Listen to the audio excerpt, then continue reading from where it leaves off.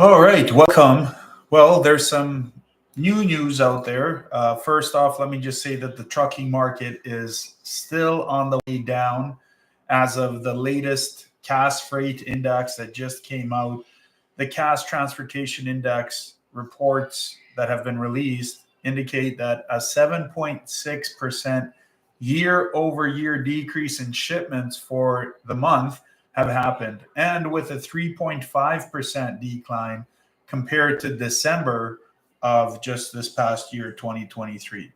Also, when adjusting for seasonal variations, shipments remain steady compared to the previous month. However, the market this did mark the lowest level for the index since July of 2020, which is kind of the COVID time, right? So, reflecting on the conditions during that pandemic, we haven't really seen a decline as much as we have now compared to the last time it happened, which was July of 2020. In addition to this, of course, there was some crazy weather in January, especially when it comes to polar vortex, some snow events, obviously a lot of rain that went on in a lot of regions across North America. And this obviously adversely affected the freight demand, which was suggesting that shipments would typically have shown a sequential increase in a normal year. Last year, the shipments index declined by 5.5%, following a slight uptick in 2022. Based on normal seasonal patterns, the data does suggest a 6% year over year decrease for the remainder of this February. Nonetheless, the report does anticipate a positive turnaround at some point during this year. I don't personally see that happening. Again, I'm not a wizard with a magic 8 ball, but I just don't see that as being something that will happen. Just from what we've seen, just decline and decline and decline. The only time we saw any kind of bump in freight rates in terms of in the positive direction was only when we saw weather-related events, and that's just not enough confidence for me to look back on that and say, yeah, this is definitely positively going in the right direction for trucking companies. So we'll see. Again, time will tell when it comes to that. Some other trucking news out there, obviously, is that there is an autonomous trucks restrictions that is under review. So obviously, it has been a hot topic that's being discussed in state houses across America, from California to New York. There is a deployment, obviously, of autonomous trucks on public roadways in terms of discussions to figure out when would be the right time to do this. Currently, there are reviews underway regarding restrictions on autonomous trucks in 5 state houses. One of those is Florida. There's a Senate bill in Florida that aims to set regulations for the operation of autonomous trucks on public roadways. The legislation mandates that a licensed human operator must be physically present in a fully autonomous vehicle with a gross vehicle weight of at least 10,000 pounds.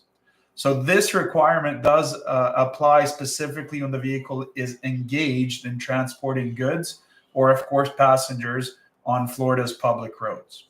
Another state that's looking into this is Indiana as well. The topic of autonomous trucks is under discussion there, with 2 bills addressing the issue.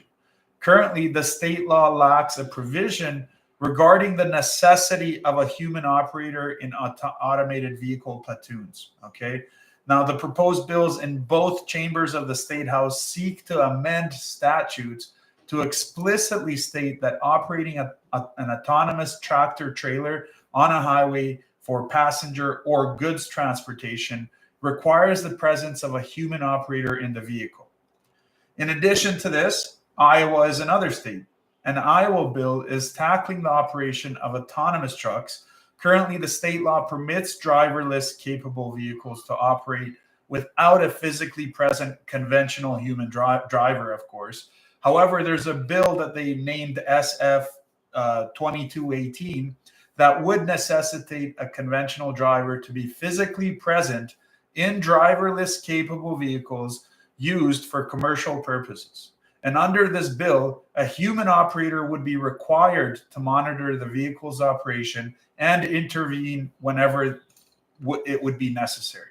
I think that would be a great idea in terms of keeping drivers' jobs as a relevant thing, right? If they're talking about green energy and blah, blah, blah, blah, blah, right? It's better for the environment. It's better for all of us. It's going to lower prices. It's going to do all these things. I think also that drivers should be respected and taken care of on that front. Kentucky is another one of those states. Now, there is a renewed effort in Kentucky in the General Assembly that aims to revise the state's regulations regarding truck platooning. Okay. Kentucky law permits truck platooning, okay, at the moment, but mandates that a human driver must be present in the trailing vehicle or in a trailing vehicle. 1 year ago, the governor, Andy Beshear, vetoed legislation proposing that only the lead vehicle in the platoon would require a human driver, while trailing vehicles would need to be fully autonomous. New York, surprise, surprise, we got New York as a topic recently. In New York, there's been 2 bills that address the operation of autonomous trucks as well. The state law does not mandate the presence of a human capable of taking control in emergencies for larger vehicles. The new bill that has been introduced would require operators to accompany autonomous trucks on the state's roads. This requirement applies specifically to autonomous vehicles weighing over 10,000 pounds.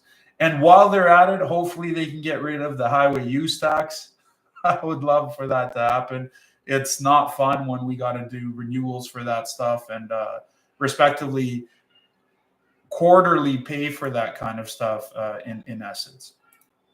In other news as well, the FMCSA, as I mentioned in one of my videos on the channel, that there is a scam going on. It looks like it's a phishing scam. So these hackers, these scammers are sending out legitimate looking emails asking you to put in the name of your company, the title of your company, social security number, your USDOT number, your PIN number, your US FID number, or if you want to call them your EIN number as well. And recently, we've all become aware of this, and it's trying to target carriers. There could be an attempt to go after freight brokers in a similar fashion as well. And new carriers who have recently obtained their MC number should be very cautious about these kind of emails regarding the new entrant audit. The website, it directs recipients to look at getting a login for the FMCSA page and getting people interested in actually thinking it's a legitimate website. And when you put in your information, they could gain access to your FMCSA account, and that would pretty much be the end of your MC number and your trucking company potentially as you know it. So be careful out there for these phishing scams. They look legitimate. Just confirm with the FMCSA, your local representatives as well, whether or not the email that you received for your MC number is a legitimate one that you should be concerned about. In addition to this news, there's also news about a Denver couple that was found guilty of air cargo fraud involving the Department of Defense. So a Denver couple, Michael Aaron Toe, 44 years of age, and Kimberly Ann Toe, 42 years of age, have been found guilty of defrauding National Air Cargo, which is a logistics company supporting the Department of Defense, in a staggering $5 million for the scam. Now, over 2 years, from 2018 till 2020, the couple, along with a co-conspirator, submitted false invoices for services and items that never were provided. While a significant portion of the stolen funds were gambled away, the couple also splurged on $2.4 million worth of Bitcoin purchases to Denver ATMs. And on the taxes front, additionally, Michael Toe neglected to file federal income tax returns for several years, further compounding his criminal activities. And the federal jury in Denver delivered the guilty verdict just last week, or on February 15th, and the sentencing is still to be determined. So as you can see, there's a lot of things happening, but also in addition to this, you guys have heard about truckers potentially wanting to or considering in smaller groups, it's not going to be a convoy, but maybe in smaller groups deciding not to go to New York City in support of Donald Trump and the verdicts that have come out in recent lawsuits against him. I hope the take-home message is that truckers can see just by this news about potentially boycotting a big city like New York City and surrounding metro area, that you guys as truckers hold a lot of power in everything that you do, in the way that you carry yourselves. You carry not just the economy on your backs, but also a lot of policies that are made for civil and public reasons. Okay, so whatever you guys may disagree as a whole that you think is detrimental to our society, you guys hold a lot of power to making that decision in terms of who's going to be, how politicians are going to implement that into law and how that will be enforced. If you look at places like France, when things go sideways, truckers stand up for the public, right? For everybody. You as truckers in North America, regardless of color, creed, religion, and so on and so forth, you guys hold a lot of power when it comes to who makes those laws. So if there's something you don't agree with, or you feel like you're being definitely given the short end of the stick, to be kind, to say the least, you guys hold a lot of power in that to make sure you make the best decisions for your country. And so hopefully from this New York City potential boycott, whether it's in smaller groups or not, you guys can really take from that a message that if it's something you disagree with, you guys could stand up for the masses, for everybody. And hopefully for those that are watching this for the first time in terms of just getting into trucking or logistics, truckers are very important for us. Everything you have, from the smallest box of cookies to the largest piece of furniture you have in your home, a truck has brought you that to your house. If not to your house, at least to the store where you went out and got it. So they're very, very important, and truckers are very important, and we have to look at it from that perspective. If we don't, we're not going to be much of a civilization in this respect much longer, because they're going to be going out of business left, right, and center from that perspective. Just if nobody stands up for them and if they don't stand up for themselves respectively. So we'll see. I mean, that's the news, and we'll see how everything goes about it.